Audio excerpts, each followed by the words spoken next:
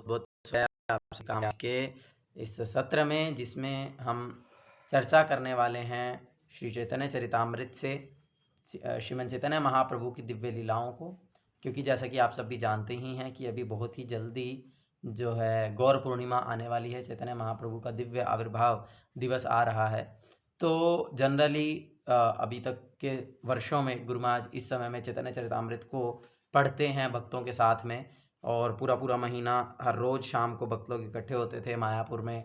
गुरु महाराज भी उधर होते थे और फिर सब जो है चैतन्य चरितामृत पढ़ते थे और सुनते थे, और गुरु महाराज उसके ऊपर बहुत दिव्य कथा करते थे। इवन लॉकडाउन के समय में भी ऑनलाइन जो है ये चैतन्य चरितामृत पढ़ा जाता था। तो इसीलिए ये बहुत ही विशेष जो है अवसर है, क्योंकि महाप्रभु का दिव्य आविर्भाव दिवस है। तो इस समय में हमें उनके दिव्य लीलाओं का स्मरण करते हुए चैतन्य महाप्रभु के प्रेम से आप्लावित हो जाना चाहिए, और इसीलिए हम भी जो है अब श्री चैतन्य चरितामृत को पढ़ना प्रारंभ करेंगे।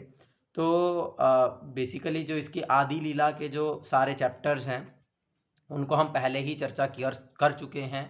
हमने पहले जब अपने सेशंस किए थे तो उसमें हमने चर्चा किया था कि किस प्रकार से जो है चैतन्य महाप्रभु स्वयं कृष्ण हैं, इसका क्या प्रमाण है अलग अलग शास्त्रों में। चैतन्य महाप्रभु कृष्ण जो है वे चैतन्य महाप्रभु के रूप में प्रकट हुए हैं, उसके अंतरंग कारण क्या हैं, उसके बहिरंग कारण क्या हैं, और जो हैं श्री चैतन्य महाप्रभु तत्वता कौन है, फिर उसके बाद नित्यानंद प्रभु कौन है, द्वैताचार्य कौन है, गदाधर पंडित कौन है, ये सब के विषय में हमने बहुत ही डिटेल में चर्चा किया था। और उसके बाद चैतन्य महाप्रभु की नवद्वीप की संन्यास लेने से पहले की लीलाओं को भी हमने बहुत डिटेल में चर्चा किया था।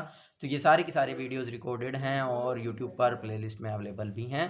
तो जो उन वीडियोस को नहीं देखे, लाइव अटेंड नहीं किए थे उन क्लासेस को, या भूल गए हैं, तो आप वहाँ से जा कर के इसको सुन सकते हैं। और जो है आज हम सिर्फ थोड़ा सा छोटा सा इंट्रोडक्शन लेकर के हम अपना आज का टॉपिक को शुरू करेंगे। तो एक बहुत ही सुंदर श्लोक है आचार्यों के द्वारा दिया गया है, पंचतत्वात्मकम कृष्ण भक्त रूप स्वरूपकम भक्तावतार भक्ताख्यम नमामि भक्त शक्तिकम। तो इन्हें पंच तत्व कहते हैं। वो पंच तत्व कौन है? पंचतत्वात्मकम कृष्ण, वे कृष्ण ही हैं। वे कृष्ण साक्षात पांच तत्वों के रूप में प्रकट होते हैं। तो वह क्या है? सबसे पहला है भक्त रूप, पंचतत्वात्मकम कृष्ण भक्त रूप। तो सबसे पहले जो भगवान कृष्ण प्रकट हुए वो है भक्त रूप में। भक्त रूप है श्री चैतन्य महाप्रभु, यानी कि भगवान कृष्ण जो भक्त के रूप में प्रकट हुए हैं तो वे हैं चैतन्य महाप्रभु। तो ये कृष्ण है भक्त रूप। देन है भक्त स्वरूप, है ना, भक्त रूप स्वरूपकम। तो फिर दूसरे हैं स्वरूप। तो स्वरूप का अर्थ है रूप के रूप, यानी कि जो श्री नित्यानंद प्रभु हैं वे भगवान कृष्ण के स्वरूप हैं। स्वरूप का अर्थ है कि क्योंकि वे उनके एक्सपेंशन बलराम जी के अवतार हैं, तो इसीलिए जो है उन्हें स्वरूप कहा गया है, भक्त रूप स्वरूपकम। देन भक्त अवतार, और भक्त के अवतार में कौन है? तो भगवान कृष्ण का अवतार है महाविष्णु, और वो महाविष्णु बन करके आए हैं और सदाशिव, है ना। तो महाविष्णु और सदाशिव के मिलित अवतार हैं श्री अद्वैताचार्य। अभी हमने रिसेंटली श्रीमान जानकी वल्लभ प्रभु जी की कक्षा में सुना था कि सदाशिव जो हैं वे भी विष्णु के समान ही होते हैं, विष्णु जैसे ही होते हैं, और वे हमेशा रहते हैं, और उनका जो लोक है वो भी आध्यात्मिक है। तो वही सदाशिव जो कि आध्यात्मिक हैं, और साथ में जो हमारे महाविष्णु हैं वे दोनों मिल करके प्रकट होते हैं श्री अद्वैताचार्य जी के रूप में। और फिर है भक्तावतार भक्ताख्यम। तो भक्त रूप में भक्ताख्यम, तो वो कौन है? वो है भगवान कृष्ण का अवतार नारद मुनि, जो कि भक्त रूप में उनका एक अवतार है। वे जो हैं श्रीवास पंडित के रूप में प्रकट होते हैं, श्रीवासाचार्य के रूप में प्रकट होते हैं। और उसके बाद है नमामि, मैं प्रणाम करता हूँ, भक्त शक्तिकम, भगवान जो भक्त की शक्ति, जो भगवान की जो शक्ति हैं, तो भगवान की शक्ति हैं श्रीमती राधा रानी, और श्रीमती राधा रानी पंचतत्वों में प्रकट हुई हैं गदाधर पंडित के रूप में। तो यहाँ से हमें पांचों तत्वों के रूप पता चलते हैं। श्री कृष्ण चैतन्य महाप्रभु जो कि स्वयं कृष्ण हैं, या फिर हम जिन्हें कहते हैं श्री कृष्ण चैतन्य राधा कृष्ण नाही अन्य, जो कि स्वयं राधा और कृष्ण के मिलित अवतार हैं, जो कि कृष्ण है तो कृष्ण, लेकिन वे राधा रानी की अंग कांति और राधा रानी का हृदय लेकर के प्रकट हुए हैं, वे हैं श्री चैतन्य महाप्रभु। और उसके बाद श्री नित्यानंद प्रभु जो कि बलराम जी हैं, स्वयं बलराम हैं, गुरु तत्व हैं। और उसके बाद श्री अद्वैताचार्य हैं जो कि महाविष्णु और सदाशिव जी के मिलित अवतार हैं। और उसके बाद हैं हमारे गदाधर पंडित जो कि श्रीमती राधा रानी हैं। और उसके बाद हैं हमारे श्रीवासाचार्य श्रीवास पंडित जो कि नारद मुनि के अवतार हैं। तो ये पांचों प्रकट हुए हैं। किस लिए प्रकट हुए हैं? कृष्ण प्रेम बांटने के लिए, शरणागति सिखाने के लिए, है ना। और इस प्रकार से हमें जो है अपने धाम में वापस ले जाने के लिए। तो इसीलिए हम उसी उन चैतन्य महाप्रभु की जो दिव्य लीलाएं हैं, उन्होंने जो अपनी दिव्य लीलाओं को प्रकट किया है, उनके ऊपर मुख्य रूप से 3 ग्रंथ हैं। एक है चैतन्य भागवत वृंदावन दास ठाकुर जी के द्वारा, चैतन्य मंगल और चैतन्य चरितामृत। तो हम पढ़ रहे हैं श्री चैतन्य चरितामृत, जो कि वर्णन जो कि रचना किया है श्रीपाद कृष्णदास कविराज गोस्वामी पाद जी के द्वारा। उनके विषय में भी हम फिर कभी डिटेल में चर्चा करेंगे। तो बहुत ही अधिक विनम्र भक्त हैं, बहुत ही सुंदर उन्होंने रचना की है। और जो है आज हम पढ़ रहे हैं चैतन्य चरितामृत की मध्य लीला के छठे अध्याय को, जो कि है सार्वभौम भट्टाचार्य का उद्धार। तो यहाँ पर आप देख पा रहे होंगे, तो ये जो ग्रंथ है ये ओरिजिनली बंगाली भाषा में है। और इसीलिए यहाँ पर जो फॉन्ट में लिखा है वो बंगाली में भी लिखा है, फिर उसके बाद उसका हिंदी में भी लिखा गया है। तो आज हम ये भी श्लोक उसी तरह से पढ़ेंगे जिस तरह से हम भगवद गीता के श्लोकों को पढ़ते हैं। पहले कुछ श्लोक जो प्रणाम है, मंगलाचरण है, वे संस्कृत में हैं। और उसके बाद जो है जो वर्णन किया है, लीला का वर्णन, वह बंगाली भाषा में किया गया। तो बहुत ही सुंदर है। सब लोग पीछे पीछे दोहराइएगा अपने माइक्स को ऑन करके। चलिए, सबसे पहले हम सबको प्रणाम करते हैं, उनकी कृपा की याचना करते हैं। जय जय श्री चैतन्य जय नित्यानंद। जय जय श्री चैतन्य। बोलिए सभी जय द्वैत चंद्र जय गौर भक्त वृंद।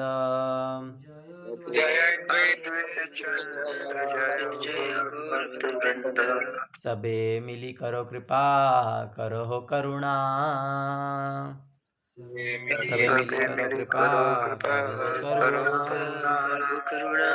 अधम पतित जानी ना करी हो घृणा। अधम पतित जानी ना करी हो घृणा। तो पहला श्लोक हम पढ़ते हैं। नौमि तं गौरचंद्रम या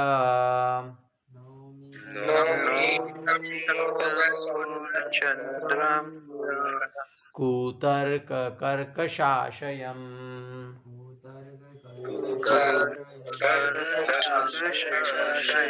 सार्वभौमं सर्वभूमां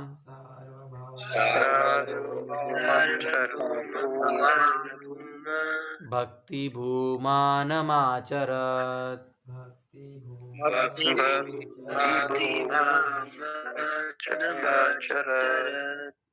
अनुवाद है।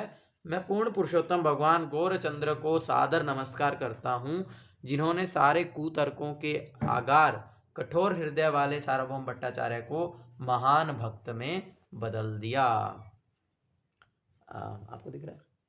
अदरवाइज आप अपने फ़ोन से ज्वाइन करके म्यूट कर लीजिए तो आप क्लियर देख पाएंगे। जय जय गौरचंद्र जय नित्यानंद। जय जय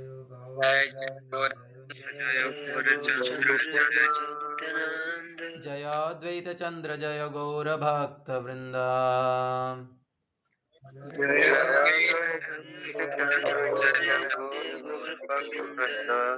श्री चैतन्य महाप्रभु की जय हो। श्री नित्यानंद प्रभु की जय हो। श्री अद्वैताचार्य की जय हो। श्री चैतन्य महाप्रभु के भक्तों की जय हो। ऊपर से म्यूट कर दो। यस। आवेश च लीला प्रभु, ये मैं ही पढ़ता हूँ, आप लोग सुनिए ना, पढ़ नहीं पाएंगे सब लोग, म्यूट कर लीजिए। आवेश च लीला प्रभु जगन्नाथ मंदिरे, जगन्नाथ देखी प्रेमे होइल अस्थिरे। श्री चैतन्य महाप्रभु भावावेश में आठार नाला से जगन्नाथ मंदिर गए। वहां जगन्नाथ भगवान का दर्शन करके वे भगवत प्रेमवश अत्यंत व्याकुल हो उठे। जगन्नाथालिंगिते चलिला धयाय मंदिरे पड़िला प्रेमे आविष्ट होय। भगवान श्री चैतन्य महाप्रभु तेजी से भगवान जगन्नाथ का आलिंगन करने गए, किंतु मंदिर में प्रवेश करने के बाद वे भगवत प्रेम में इतने विभोर हो गए कि वे भूमि पर मूर्छित होकर गिर पड़े। ये तब की वर्णन है जब चैतन्य महाप्रभु संन्यास ले चुके हैं और संन्यास लेकर के चैतन्य महाप्रभु वृंदावन जाना चाहते थे, लेकिन अपनी माँ शची माता के आग्रह करने पर उन्होंने जगन्नाथपुरी में रहने का निश्चय किया और उसके पश्चात वे जगन्नाथपुरी आ गए। तो जब वे जगन्नाथपुरी आए और जैसे ही भगवान जगन्नाथ का दर्शन किया और उनका आलिंगन करने के लिए दौड़े तो भगवान के पास पहुंच करके मूर्छित हो गए। देवे सार्वभौम तहाँ के करे दर्शन पड़ी क्षमारिते ते हो कैला निवारण। जब श्री चैतन्य महाप्रभु गिर पड़े तब देववश सार्वभौम भट्टाचार्य ने उन्हें देख लिया। जब सुरक्षाकर्मी ने महाप्रभु को मारने की धमकी दी तो सार्वभौम भट्टाचार्य ने तुरंत उसे मना कर दिया। लक्ष्य प्रभु, मैं श्लोक पढ़ता हूं, आप अनुवाद पढ़ते जाइए, ठीक है। प्रभुर सौंदर्य और प्रेमेर विकार देखी सार्वभौम होइला विस्मित अपार। हरे कृष्ण। श्री चैतन्य महाप्रभु की सुंदरता तथा भगवत प्रेम के कारण उनके शरीर में उत्पन्न दिव्य विकारों को देखकर सार्वभौम भट्टाचार्य को अत्यधिक आश्चर्य हुआ।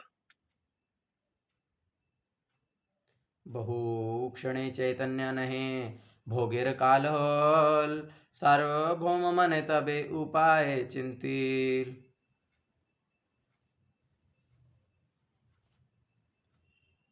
पढ़िए।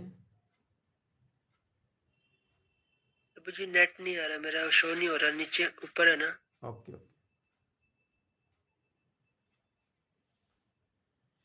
श्री चैतन्य महाप्रभु की सुंदरता तथा भगवत प्रेम के कारण उनके शरीर में उत्पन्न दिव्य विकारों को देखकर सार्वभौम भट्टाचार्य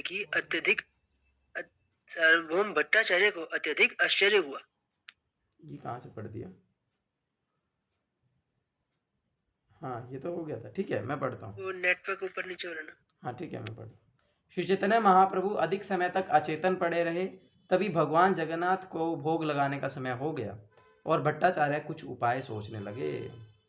शिष्य परीक्षा द्वारा प्रभु निज वहला घरे अनि पवित्र स्थाने राखिले सोयाया। सार्वभौम भट्टाचार्य सुरक्षा कर्मी तथा कुछ शिष्यों की सहायता से श्री चैतन्य महाप्रभु को अचेत अवस्था में ही अपने घर ले आए और उन्हें एक अत्यंत पवित्र स्थान में लेटा दिया। तात्पर्य, उस समय सार्वभौम भट्टाचार्य जगन्नाथ मंदिर की दक्षिण दिशा में रहते थे। उनका घर समुद्र तट पर था जो मार्कंडे सरस तट कहलाता था। आजकल इसका प्रयोग गंगा माता के मठ के रूप में हो रहा है। सबको समझ में आ रहा है ना क्या हो रहा है? जी प्रभु, आ रहा है। बाकी लोगों को? जी प्रभु जी, आ रहा है। जी प्रभु, आ रहा है। बंगाली पढ़े ना साथ में, अच्छा लग रहा है ना, या हिंदी पढ़े? नहीं प्रभु, पढ़े, बंगाली में भी पढ़े। तो उससे आप थोड़ा सा अकस्टम हो पाएंगे और थोड़ा सा बंगाली को समझ पाएंगे। श्वास प्रश्वास नाही उदर संपंदन देखिया चिंतित होइले भट्टाचार्य मन। वास्तविकता में यदि कोई चैतन्य चरितामृत को एक्चुअल में रिलीज करना चाहता है, क्योंकि जो चैतन्य चरितामृत है वो प्रेम का मतलब सागर है, भरा पड़ा है प्रेम इसमें, लेकिन यदि कोई उस प्रेम का वास्तविकता में रसास्वादन करना चाहता है तो वो बंगाली में ही होगा, वो हिंदी या इंग्लिश में नहीं हो सकता। तो इसीलिए यदि कोई चैतन्य चरितामृत को वास्तविकता में रसास्वादन करना चाहता है तो उसकी मधुरता को तो उसे बंगाली समझ लेनी चाहिए। तो इसीलिए इसी प्रकार से हम पढ़ते पढ़ते आप थोड़ा सा कस्टम हो जाएंगे और समझने लगेंगे। अनुवाद। श्री चैतन्य महाप्रभु के शरीर की परीक्षा करने पर सार्वभौम ने देखा कि ना तो उनका उदर गति कर रहा है, ना ही वे श्वास ले रहे हैं। उनकी यह दशा देखकर भट्टाचार्य अत्यंत चिंतित हो उठे। सूक्ष्म तुलायानी नासा अग्रे ते धरिला इष्ट चलय तुला देखी धैर्य होइला। भट्टाचार्य ने बारीक रुई का फोहा लिया और उसे महाप्रभु के नासिका के सामने रखा। जब उन्होंने देखा कि रुई कुछ कुछ हिल रही है तो उन्हें कुछ आशा बंधी। वसी भट्टाचार्य मने करे न विचार, यही कृष्ण महाप्रेमेर सात्विक विकार। श्री चैतन्य महाप्रभु के पास बैठकर उन्होंने सोचा कि यह दिव्य उर्मिपूर्ण परिवर्तन कृष्ण प्रेम के कारण हुआ है। सुदीप्त सात्विक ऐ नाम ये प्रलय, नित्य सिद्ध भक्त से सुदीप्त भाव होय। सुदीप्त सात्विक के लक्षण देखकर सार्वभौम भट्टाचार्य को समझते देर न लगी कि श्री चैतन्य महाप्रभु के शरीर में दिव्य भावावेश हुआ है। ऐसा लक्षण केवल नित्य सिद्ध भक्तों के शरीरों में ही दिखा करता है। ऋषभ प्रभु तात्पर्य पढ़ेंगे। हाँ जी। श्रील भक्ति सिद्धांत सरस्वती ठाकुर ने सुदीप्त सात्विक की विवेचना इस प्रकार की है। भक्ति रसामृत सिंधु में उन्नत भक्तों के शरीर में प्रकट होने वाले 8 प्रकार के दिव्य विकारों का उल्लेख हुआ है।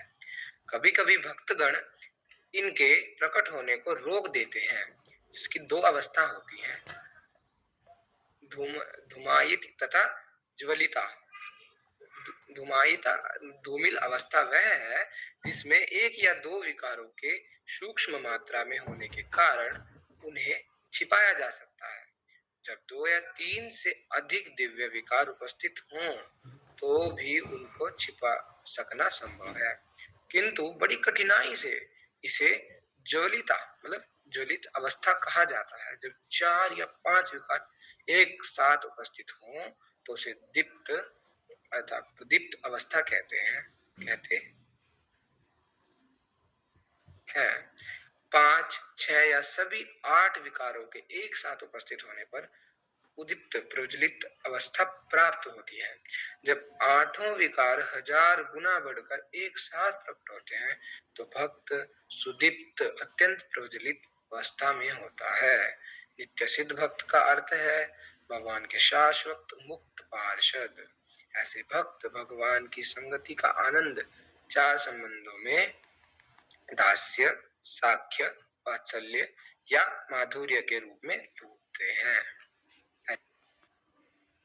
जी, तो थोड़ा सा सबको समझ में आया होगा, तो मैं थोड़ा सा और एक्सप्लेन कर देता हूँ कि इन्हें बोलते हैं दिव्य अष्ट सात्विक विकार। जब व्यक्ति विशुद्ध सत्वगुण में स्थित हो जाता है और उसके पश्चात जब वो कृष्ण प्रेम को विकसित कर लेता है तो उसमें 8 प्रकार के विकार प्रकट होते हैं, जिन्हें अष्ट सात्विक विकार कहा जाता है। तो वही बताया कि जब 1 या 2 होते हैं तो व्यक्ति उन्हें कंट्रोल कर पाता है। ऐसे जब 5-6 हो जाते हैं तो फिर कंट्रोल करना मुश्किल हो जाता है।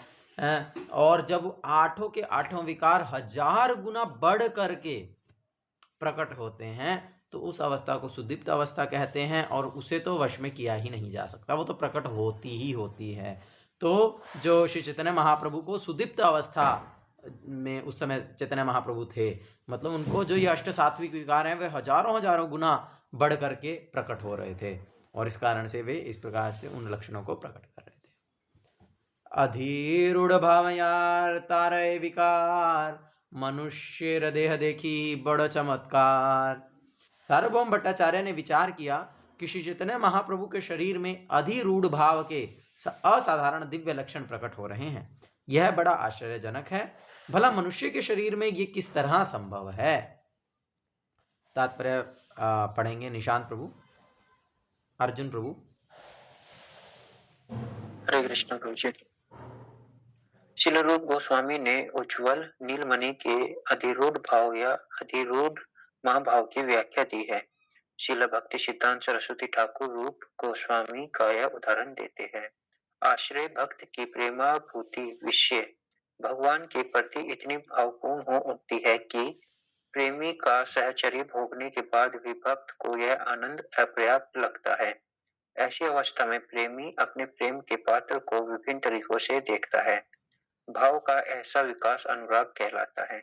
जब अनुराग पराकाष्ठा को प्राप्त करके शरीर में दृष्टिगोचर होने लगता है तो यह भाव कहलाता है। जब शारीरिक लक्षण इतने स्पष्ट नहीं होते तब भी यह भाव दशा अनुराग ही कहलाती है, भाव नहीं। हरे कृष्ण प्रभु जी, स्क्रॉल कर दीजिए। भावालास प्रगाढ़ अवस्था में महाभाव कहलाता है। महाभाव के लक्षण गोपियों जैसी नित्य पार्षदों के शरीरों में ही दृष्टिगोचर होते हैं। तो ऑफ कोर्स हम अभी इन चीज़ों को बहुत डिटेल में चर्चा करने नहीं जाएंगे, क्योंकि हम समझ ही नहीं सकते, ये इतने दिव्य भाव हैं, अधिरूढ़ भाव की बात कही गई है। तो इससे हमें एक पॉइंट ये समझ में आता है कि जो भगवान की गोपियों में ही ये भाव प्रकट हो सकते हैं। तो जो भगवान की गोपियों और भगवान के जो आदान प्रदान है ना, वे साधारण स्त्री पुरुष के आदान प्रदान के समान नहीं है ना। वहाँ पर किस प्रकार के महाभाव प्रकट हो रहे हैं, जो कि उससे पहले भाव होता है, अनुराग होता है ना।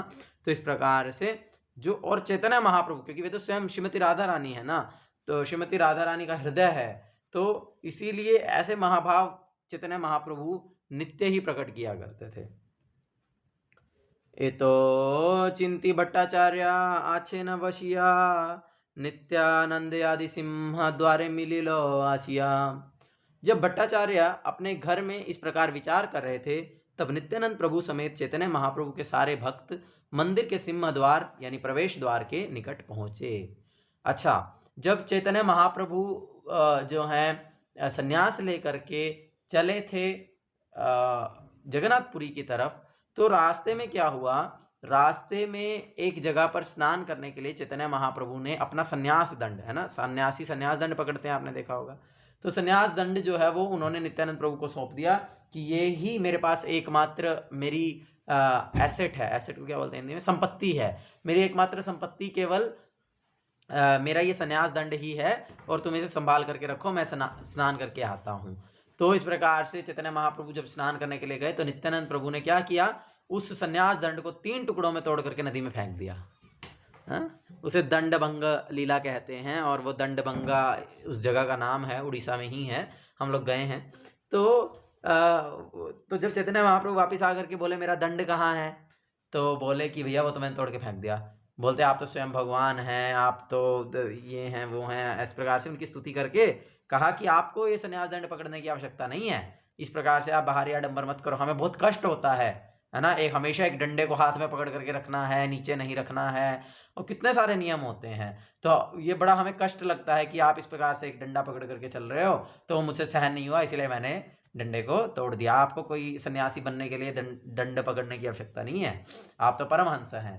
तो इस प्रकार से जब सन्यासी हंस या परमहंस स्तर पर होता है, 4 प्रकार के सन्यासी होते हैं, कुटिचक, बहुदक, हंस और परमहंस। तो इस प्रकार से ये आगे आगे के लेवल हैं। तो जब सन्यासी हंस या परमहंस स्तर पर होता है, तब उसे सन्यास दंड पकड़ने की आवश्यकता नहीं होती है। जैसे हमारे गुरुमात सन्यासी हैं, लेकिन वो सन्यास दंड नहीं पकड़ते हैं, परमहंस हैं, और इस प्रकार से और भी।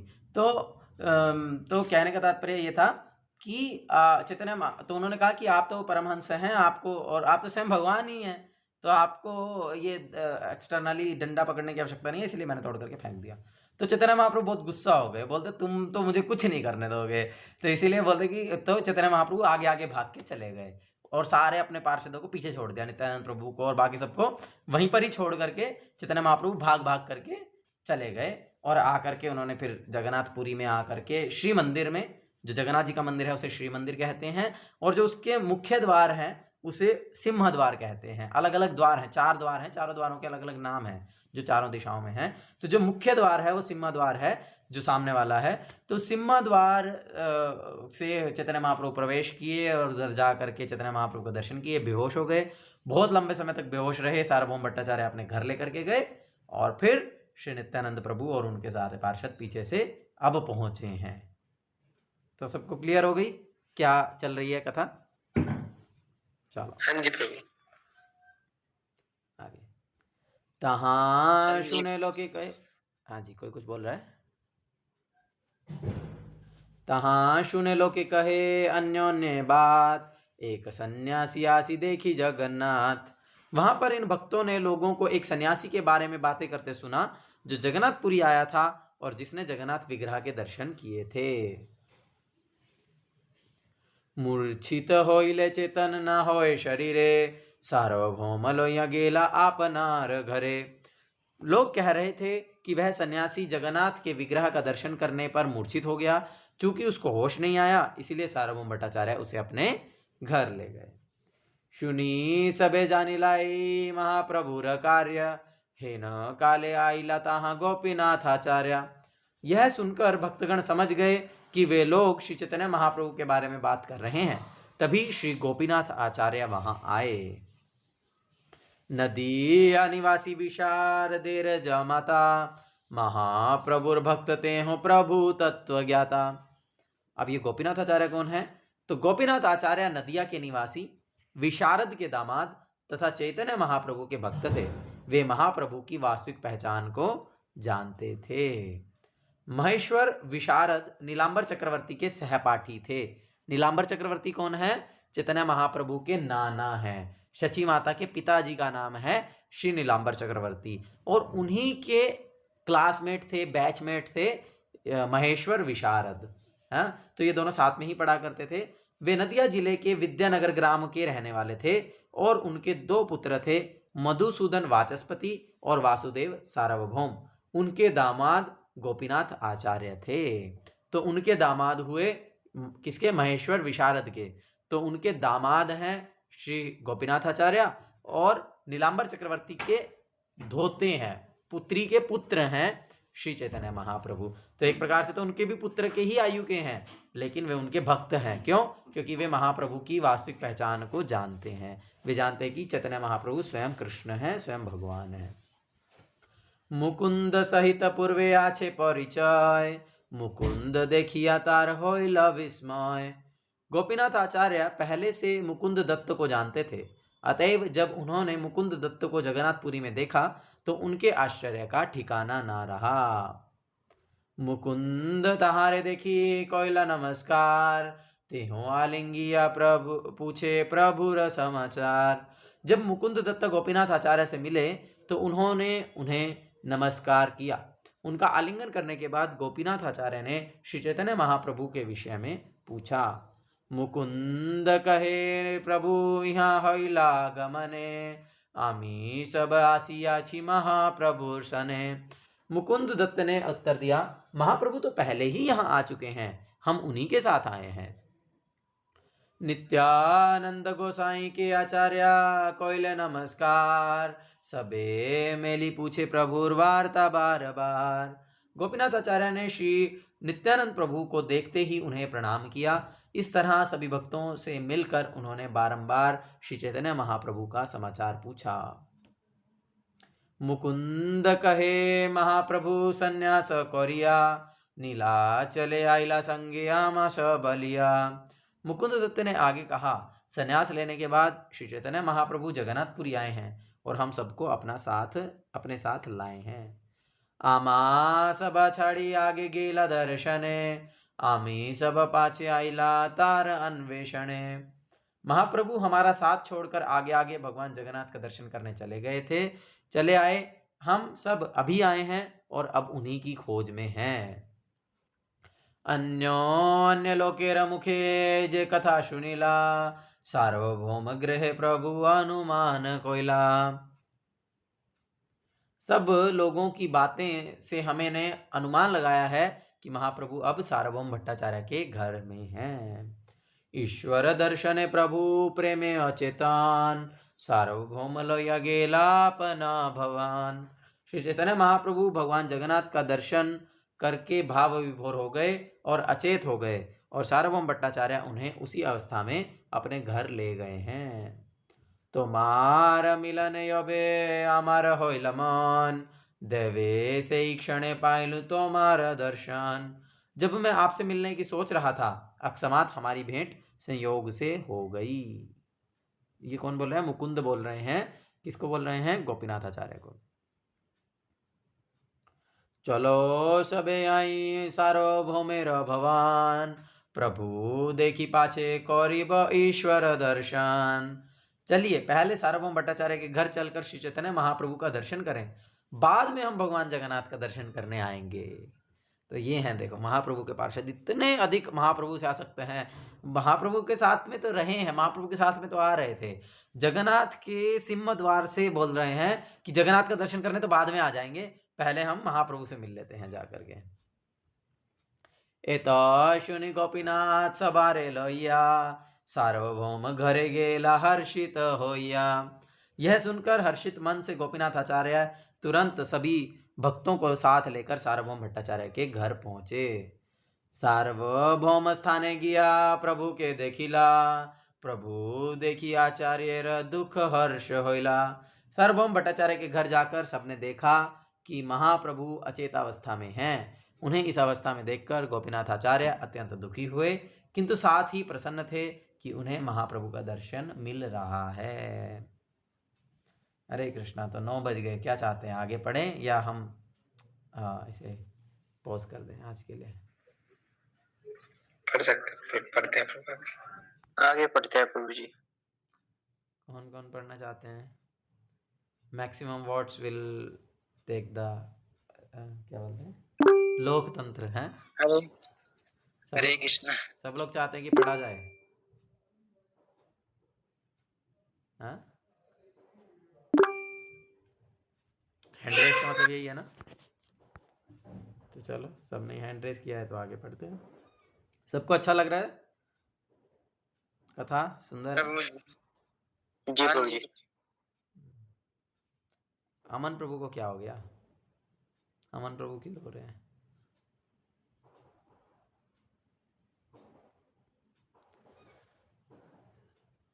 सार्वभौम जानाय सबा नीलाभ्यंतरे, नित्यानंद गोसाई रे तेलो तेहो कैला नमस्कारे। सार्वभौम भट्टाचार्य ने सभी भक्तों को घर के भीतर आने दिया और श्री नित्यानंद प्रभु को देखकर भट्टाचार्य ने उन्हें प्रणाम किया। सभा सहित यथा योग्य करेला मिलन, प्रभु देखी सबार होइला हर्षित मन। सार्वभौम सभी भक्तों से मिले और उनका समुचित स्वागत किया। वे सभी श्री चैतन्य महाप्रभु को देखकर प्रसन्न थे। सार्वभौम पाठाइला सभा दर्शन करिते, चंदनेश्वर निज पुत्र दिल सबार साथे। तब भट्टाचार्य ने उन सबको जगन्नाथ जी का दर्शन करने के लिए वापस भेज दिया और मार्गदर्शक के रूप में अपने पुत्र चंदनेश्वर को उनके साथ भेजा। जगन्नाथ देखी सबार होइला आनंद, भावे ते आविष्ट होइला प्रभु नित्यानंद। तत्पश्चात जगन्नाथ जी के विग्रह को देखकर सभी लोग अत्यंत प्रसन्न हुए। नित्यानंद प्रभु विशेष रूप से भाव विभोर हो गए। सबे मेली धरितारे सुस्थिर करिला, ईश्वर सेवक माला प्रसादानि दिला। जब नित्यानंद प्रभु लगभग अचेत हो गए तो सारे भक्तों ने उन्हें पकड़कर सुस्थिर किया। उस समय जगन्नाथ जी का पुजारी विग्रह पर अर्पित एक माला ले आया और नित्यानंद प्रभु को समर्पित की। प्रभु पाइया सबे होइला आनंदित मने, प्रसाद पाइया सबे होइला आनंदित मने, पुनरपि आइला सबे महाप्रभु स्थाने। भगवान जगन्नाथ द्वारा पहनी हुई इस माला को प्राप्त करके सारे लोग अत्यंत प्रसन्न हुए। बाद में वे सभी उस स्थान पर लौट आए जहां महाप्रभु रुके थे। उच्च करी करे सबे नाम संकीर्तन, तृतीय प्रहरे हैला प्रभुर चेतन। 3 पहर तक तत्पश्चात सब सारे भक्त उच्च स्वर में हरे कृष्ण मंत्र का कीर्तन करने लगे। महाप्रभु दोपहर से थोड़ा समय पहले सचेत हो गए। दिन के तीसरे पहर में, है ना, जो है चैतन्य महाप्रभु को चेतना आई। हुंकार करिया उठे हरि हरि बोली, आनंदे सार्वभौम तार लैला पद धूली। हरि हरि। श्री चैतन्य महाप्रभु उठकर बैठ गए और हुंकार भरते हुए हरि हरि का उच्चारण करने लगे। सार्वभौम भट्टाचार्य महाप्रभु को सचेत देखकर अत्यंत प्रसन्न हुए और उन्होंने महाप्रभु के चरण धूलि ग्रहण की। सार्वभौम कहे शीघ्र करह मध्यान, मुई भिक्षा दुमि आजी महाप्रसादान। भट्टाचार्य ने सबसे कहा, कृपया तुरंत ही दोपहर का स्नान कर लें। आज मैं आप लोगों को महाप्रसाद अर्थात भगवान जगन्नाथ को अर्पित भोग का उच्छिष्ट दूंगा। समुद्र स्नान करी महाप्रभु शीघ्र आइला, चरण पखाली प्रभु आसने वशिला। समुद्र स्नान करने के बाद श्री चैतन्य महाप्रभु तथा उनके भक्तजन तुरंत ही लौट आए। तत्पश्चात महाप्रभु ने अपने पांव धोए और भोजन करने के लिए एक आसन पर बैठ गए। बहुत प्रसाद सार्वभौम आनाइल, तबे महाप्रभु सूखे भोजन करिला। सार्वभौम भट्टाचार्य ने जगन्नाथ मंदिर से विविध प्रकार का महाप्रसाद लाए जाने की व्यवस्था की। तब श्री चैतन्य महाप्रभु ने परम सुखपूर्वक दोपहर का भोजन ग्रहण किया। सुवर्ण थाली अन्न उत्तम व्यंजन, भक्त गण संगे प्रभु करे न भोजन। चैतन्य महाप्रभु को सोने की थाली में विशेष चावल तथा सर्वोत्तम तरकारियां परोसी गई। इस तरह महाप्रभु ने अपने भक्तों के साथ भोजन किया।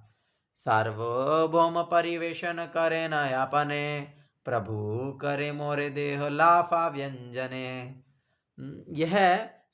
जब सार्वभौम भट्टाचार्य स्वयं ही प्रसाद का वितरण कर रहे थे तो श्री चैतन्य महाप्रभु ने उनसे अनुरोध किया, कृपया मुझे केवल उबली तरकारियां दें। लाफा बोलते हैं और बंगाल में इसको लाफड़ा भी कहते हैं।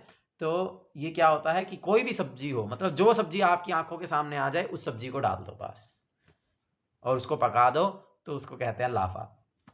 हाँ, तो उसमें मतलब कुछ भी हो सकता है। लाफड़ा, देखो यहाँ पे तात्पर्य में प्रभुपाद जी लिख रहे हैं लाफड़ा, इसको जनरली वो लोग लाफड़ा कहते हैं, हम लोग लाफड़ा लाफड़ा सुने हैं। तो लाफड़ा व्यंजन अनेक प्रकार की तरकारियों को उबाल कर बनाया जाता है और जब उसमें जीरा, काली मिर्च और सरसों के बीज जैसे मसालों का छोंक लगाया जाता है। पीठा पाना देह तुम्ही हाँ सब आकारे, तबे भट्टाचार्य कहे युड़ी दुई करे। जो लोग अभी जा रहे हैं मायापुर वे सब खाएंगे। आप सारे भक्तों को पीठा, जो कि उड़िया डिश होती है, पीठा केक, उड़िया केक, मैं सोच रहा था आज सुबह ही सोच रहा था कि पीठा बनाना चाहिए जगन्नाथ के लिए। आप सारे भक्तों को पीठा तथा कड़े हुए दूध से बने द्रव्य यानी रबड़ी दे सकते हैं। यह सुनकर भट्टाचार्य दोनों हाथ जोड़कर इस प्रकार बोले, जगन्नाथ कइछे करी आछे न भोजन, आजी सब महाप्रसाद करो आस्वादन। महाप्रभु सन्यासी है ना, तो इसलिए बोला मुझे अच्छा अच्छा मत दो, बस उबला उबला दे दो। लेकिन सार्वभौम भट्टाचार्य क्या कह रहे हैं, आज आप सब दोपहर के भोजन का उसी प्रकार आस्वादन करें जिस प्रकार भगवान जगन्नाथ ने इसे स्वीकार किया है। ए तो बोली पीठा पाना सब खाओ या याला, भिक्षा कराया आचमन कराया। यह कहकर उन्होंने सबको विविध प्रकार का पीठा तथा पाना खिलाया। बाद में उन्हें मुंह, हाथ और पांव धोने के लिए जल दिया। आज्ञा मांगी गेला गोपीनाथ आचार्य के लोया, प्रभु निकटे आयला भोजन करिया। तब श्री चैतन्य महाप्रभु तथा उनके भक्तों से आज्ञा लेकर सार्वभौम भट्टाचार्य गोपीनाथ आचार्य सहित भोजन करने गए। भोजन करने के बाद वे महाप्रभु के पास लौट आए। नमो नारायण बोली नमस्कार कोइला, कृष्णेर मतिरस्तु बोली गोसाई कहिला। सार्वभौम भट्टाचार्य ने नमो नारायणाय, मतलब मैं नारायण को स्वीकार करता हूँ, को नमस्कार करता हूँ, कहकर श्री चैतन्य महाप्रभु को नमस्कार किया। श्री चैतन्य महाप्रभु ने उत्तर में कृष्णेर मतिरस्तु कहा, जिसका अर्थ है कि आपकी मति, आपका ध्यान कृष्ण में हो या आप कृष्ण के चिंतन में लगें। तो ये जो मायावादी हैं वे सब लोग एक दूसरे को प्रणाम करते हुए नमो नारायण कहते हैं। अरे प्रभुपाद तात्पर्य में लिख रहे हैं, चलो इधर से पढ़ते हैं। कौन पढ़ेगा? उद्धव प्रभु। हरे कृष्ण। सन्यासियों में यह शिष्टाचार है कि एक दूसरे से ओम नमो नारायण, मैं नारायण को प्रणाम करता हूँ, कहकर सम्मान प्रदर्शित करते हैं। यह शिष्टाचार विशेषतया मायावादी सन्यासियों में प्रयुक्त होता है। स्मृतियों के अनुसार सन्यासी को किसी से कोई आशा नहीं करनी चाहिए, न ही उसे अपने आप को पूर्ण पुरुषोत्तम भगवान के समान मानना चाहिए। वैष्णव सन्यासी कभी भी अपने आप को भगवान के एकाकार नहीं मानते। वे तो सदा अपने आप को कृष्ण का नित्य दास मानते हैं और चाहते हैं कि संसार का हर व्यक्ति कृष्ण भावना भावित बने।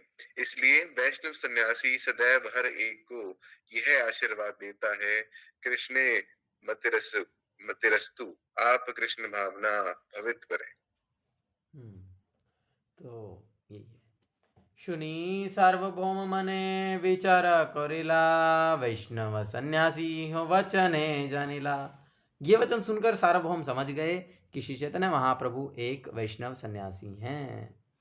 गोपीनाथाचार्य कहे सार्वभौम, गोसाई र जानीते चाही कहाँ पूर्वाश्रम। तब सार्वभौम ने गोपीनाथाचार्य से कहा, मैं श्री चैतन्य महाप्रभु के पूर्व आश्रम को जानना चाहता हूँ। यस, तात्पर्य मोहित प्रभु पढ़ेंगे।